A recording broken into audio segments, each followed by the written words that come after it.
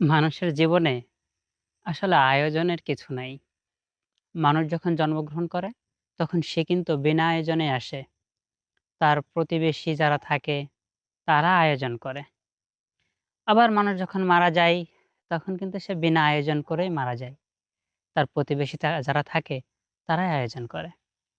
দেখুন, আমরা এখন দাঁড়িয়ে আছি একটা সমাধির পাশে।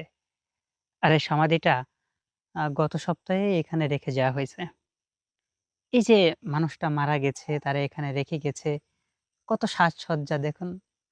গোড়ের বাঁশগুলো এখনো কাঁচা রইছে এবং সেখানে কি সুন্দর সাজসজ্জার সহিত তারা রেখে যাওয়া হয়েছে। কিন্তু মানুষের জীবন, সে যখন জন্মগ্রহণ করে আর সে যখন মারা যায়, তখন এই সাজসজ্জা তার কি কোনো উপকারে আসে? তার কোনো উপকারে আসে না। সে যখন মারা যায় তখন তার এই সাজসজ্জা কোনো উপকারে আসে না। অথচ আমরা মানুষেরা তাকে কত আয়োজন করে বিদায় করে দিই। সেই যে আয়োজন করে বাড়ির থেকে বেরিয়ে নিয়ে যাই, আর কোনোদিন তাকে ঘরে তুলি না।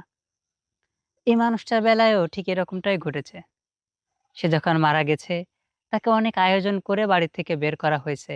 ঢাক ঢোল পিটিয়ে হরির নাম জপ করতে করতে তাকে বাড়ি থেকে বের করা হয়েছে এবং শ্মশানে এনে তাকে এখানে সমাধিত করা হয়েছে।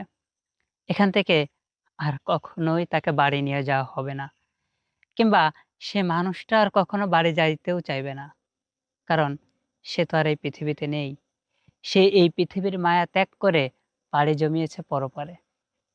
সেখানে শেষ বিচারের দিন মহান আল্লাহ তাআলা যেটা করে সেটাই হবে।